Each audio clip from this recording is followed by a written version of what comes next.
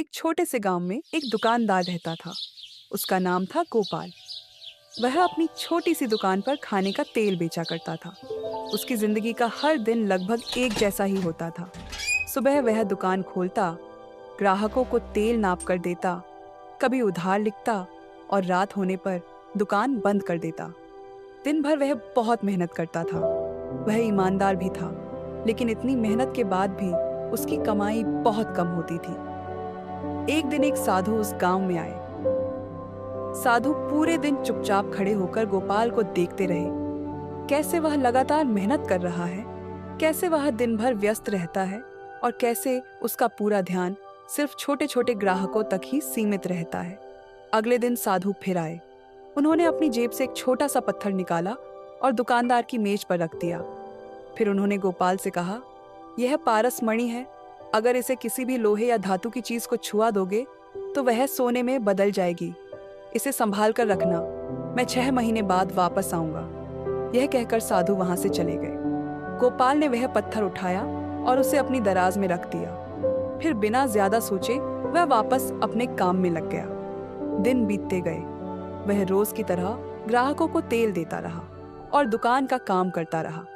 कभी कभी वह दराज खोलकर उस पत्थर को देखता, लेकिन उसने कभी उसे परखने की कोशिश नहीं की, क्योंकि वह अपने रोज के छोटे से व्यवसाय में ही इतना व्यस्त रहता था। धीरे धीरे 6 महीने बीत गए। एक दिन वही साधु फिर से गांव की ओर लौट रहे थे। रास्ते में वह सोच रहे थे, अब तक तो गोपाल बहुत अमीर आदमी बन गया होगा। लेकिन जब वह दुकान पर पहुंचे तो वह आश्चर्यचकित रह गए। सब कुछ बिल्कुल वैसा ही था। वही छोटी सी दुकान, वही तेल के डिब्बे, वही रोज का काम, और गोपाल अब भी पहले की तरह ही मेहनत कर रहा था। साधु ने दुकान के चारों ओर देखा और तुरंत समझ गए कि पारसमणि का कभी उपयोग ही नहीं हुआ। साधु ने गोपाल से पूछा, पारसमणि का क्या किया? गोपाल ने सीधे सादे शब्दों में कहा, मैं बहुत व्यस्त था। दुकान का काम कभी खत्म ही नहीं होता, इसलिए मैंने उसे सुरक्षित रख दिया। यह कहते हुए उसने दराज खोली और वह पत्थर निकालकर साधु के सामने रख दिया। साधु ने उससे कहा, कोई लोहे की चीज लाओ। दुकानदार ने एक लोहे की छड़ निकालकर उसे दे दी। साधु ने पारसमणि उस छड़ को छुआ दी और देखते ही देखते वह लोहे की छड़ सोने में बदल गई।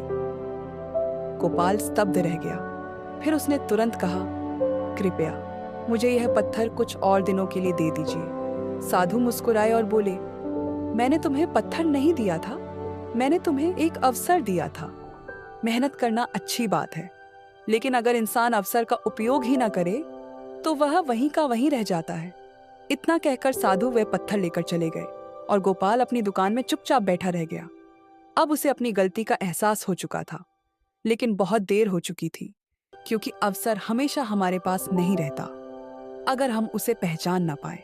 समस्या मेहनत की नहीं थी, समस्या सोच की थी। अगर सिस्टम सही हो तो मौका कभी छूटता नहीं।